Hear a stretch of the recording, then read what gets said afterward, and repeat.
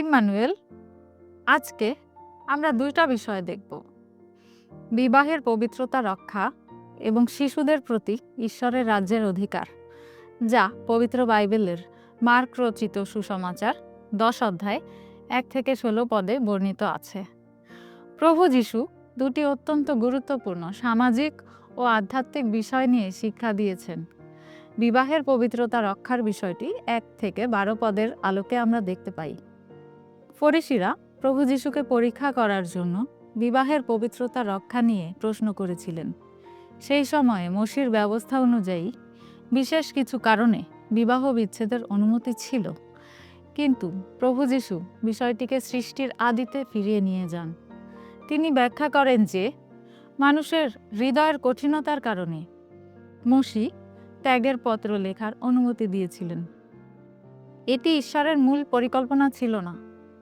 প্রভু যীশু আদিপুস্তক থেকে উল্লেখ করে বলেন, ঈশ্বর মানুষকে নর ও নারী করে সৃষ্টি করেছেন এবং বিবাহের মাধ্যমে তারা এক অঙ্গ বা এক দেহে পরিণত হয়। ঈশ্বর যাকে যুক্ত করেছেন, মানুষ তাকে আলাদা না করুক। এখানে বিবাহকে কেবল একটি আইনি চুক্তি নয়, বরং একটি পবিত্র ঈশ্বর প্রদত্ত মিলন হিসেবে দেখানো হয়েছে। এবং আমাদের দ্বিতীয় অংশে শিশুদের আশীর্বাদ করার বিষয়ে 13 থেকে 16 পদের আলোকে আমরা দেখতে পাই, প্রভু যীশুর শিষ্যরা শিশুদের যীশুর কাছে আনতে বাধা দিচ্ছিলেন, যা দেখে প্রভু যীশু শিষ্যদের প্রতি বিরক্ত হন। তিনি বলেন, শিশুদের আমার কাছে আসতে দাও। তৎকালীন সমাজে শিশুদের গুরুত্ব কম থাকলেও ঈশ্বরের রাজ্যে তাদের স্থান সবার আগে। যারা শিশুদের মতো হয়ে ঈশ্বরের রাজ্য গ্রহণ না করবে, তারা তাতে প্রবেশ করতে পারবে না। এখানে শিশুদের মতো হওয়া মানে নিষ্পাপ হওয়া নয়, বরং শিশুদের মতো নির্ভরশীল, সরল এবং অহংকার মুক্ত হওয়া। প্রভু যীশু কেবল মুখে বলেননি, বরং শিশুদের কোলে নিয়ে ও মাথায় হাত রেখে আশীর্বাদ করেন। এটি ঈশ্বরের পরম মমতা ও ভালোবাসার বহিঃপ্রকাশ।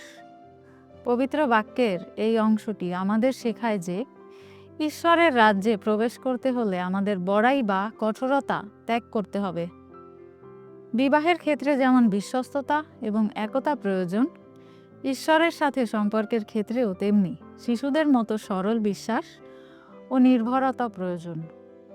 তাই আমাদের সকলের আকাঙ্ক্ষা হোক, আমাদের হৃদয় যেন শিশুদের মতো সরল ও নির্মল হয় এবং বিবাহ বন্ধনের ক্ষেত্রে আমরা যেন বিশ্বস্ত ও একতাবদ্ধ থাকতে পারি। আমেন।